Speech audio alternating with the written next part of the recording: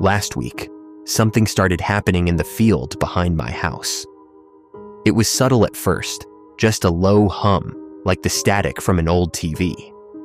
But it wasn't coming from just anywhere in the field. It was coming from the scarecrow.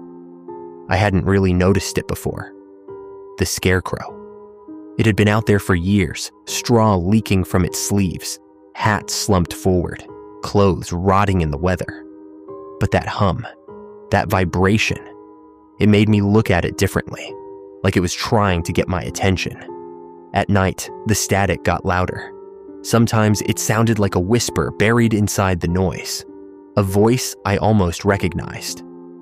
So yesterday, just after sundown, I grabbed a flashlight and walked out into the field. With every step toward the scarecrow, the static thickened, like the air itself was buzzing.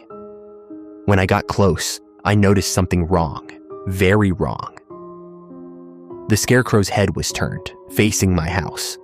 It wasn't supposed to be. I shined the light on its face. The burlap was torn, like something inside had been pushing outward. And behind the fabric, something shifted. I froze. The static snapped off. Silence. Then, in a voice that wasn't quite human, whispered my name.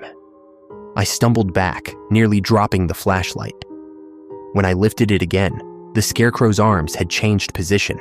They were raised, slightly, like it had been about to reach for me. I ran. And when I reached my back porch, I made the mistake of turning around. The scarecrow was no longer in the field. It was standing at the edge of my yard, still as stone, arms down again, head tilted, just a little. I didn't sleep last night. At sunrise, I finally worked up the courage to check again. The scarecrow was gone, but something else was there. A trail. Footprints made of torn straw and dirt, leading straight toward my house. And at the end of the trail, pressed into the mud, was a perfect imprint of a human hand.